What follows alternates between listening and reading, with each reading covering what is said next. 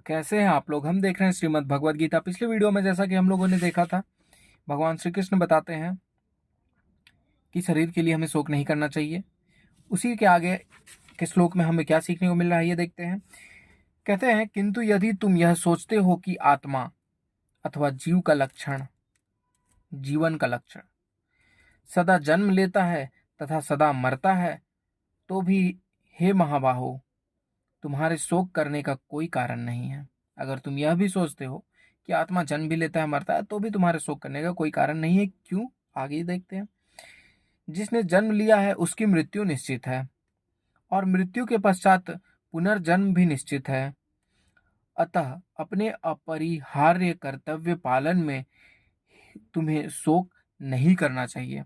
तुम्हारे कर्तव्य का यह पालन है तो तुम्हें शोक नहीं करना चाहिए। जैसा कि एक न्यायाधीश का काम होता है, जज का काम होता है किसी को सजा देने का, वकीलों का काम होता है सजा दिलवाने का। जो मुजरिम है उसको सजा देते हैं, जो न्यायाधीश है वो भी जिस मुजरिम को सजा देते हैं, किसी भी मुजरिम को, तो वो शोक नहीं कर सकते ना। वो अपना धर्म कर रहे हैं, वो अपना कर्म कर रहे हैं। उसे अगर सजा नहीं देंगे तो वो और आगे क्राइम करता जाएगा, लोगों को परेशान करेगा। तो इसलिए उनका काम है वो करना। तो इसके लिए उन्हें शोक नहीं करना चाहिए। क्यों? क्योंकि वह उसने उन्होंने एक शरीर को कैद कर दिया कि उस वो गलत काम कर रहा था, तो उस शरीर को कैद कर दो। ना कि किसी आत्मा को या किसी एनर्जी को उन्होंने खत्म किया, या फिर किसी तरह से उसे कुछ हानि पहुंचाई। वो जिसको हानि पहुंचा रहा था उसे बस रोक दिया गया। अगर समाज में कोई इस तरह से गलत काम करता है तो उसे भी हम लोग रोकने का काम करते हैं। और कहते हैं कि जो भी इस जीवन में आया है, जिसका जन्म हुआ, उसकी मृत्यु निश्चित है।